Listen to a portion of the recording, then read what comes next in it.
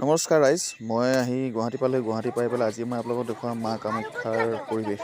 এয়া মা কামাখ্যাৰ গেট পালোহি, এয়া মেইন গেট। আৰু লাহে লাহে ভিতৰলৈ সোমাই গ'লোঁ।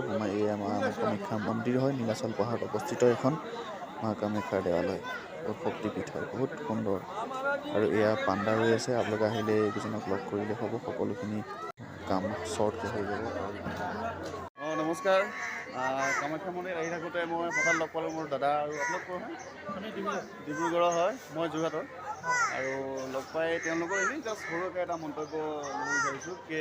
কেনেকুৱা লাগিছে আপোনাৰ?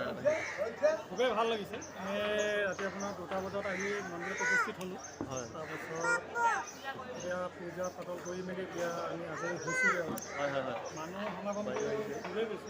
দাদাক লগ পালোঁ, ভাল লাগিলে। তেওঁ আমাক ফটোও মাৰি দিলে। ধন্যবাদ। আৰু গাইজ তেওঁক লাইক কমেণ্ট শ্বেয়াৰ এটা কৰি দিব। অ'কে, আপোনালোকে চাই থাকিব, মন্দিৰ পৰিৱেশ উপভোগ কৰক, ধুনীয়া লাগিছে। আৰু এই নীলাচল পাহাৰত অৱস্থিত এইখন কামাখ্যা মা মন্দিৰ বহুত শক্তিপীঠ হয়। Thank U.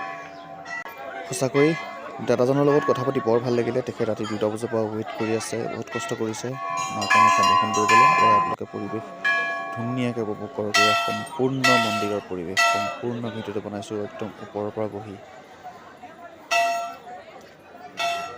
তেন্তে ৰাইজ, এয়া কামাখ্যাৰ পৰা মই দৰ্শন কৰি যাব লৈছোঁ। তাৰপিছত পালোঁগৈ এয়া মানাস নেশ্যনেল পাৰ্ক, কাৰণ মোৰ ছাৰহঁতক মানাস নেশ্যনেল পাৰ্কত ড্ৰপ কৰিবলগীয়া আছিলে। সেইকাৰণে মই নেশ্যনেল পাৰ্কলৈ আহিলোঁ। কামাখ্যাৰ পৰা চিধি বাটত কিবা এখন খালোঁ। তাৰপিছত এয়া নেশ্যনেল পাৰ্কৰ চক বনৰীয়া হাতী, গঁড়, Manas national park UNESCO world heritage site, যিটো ঘোষণা কৰা আছে। আৰু ৰাইজ, এইখন চিৰাং আৰু বাক্সা ডিষ্ট্ৰিক্টত অৱস্থিত মানাস নেশ্যনেল পাৰ্কখন চাই থাকিব। আজিলৈ ইমানতে সমাপ্ত কৰিছোঁ। বহুত বহুত ধন্যবাদ। Thank U. লাইক শ্বেয়াৰ কৰিব।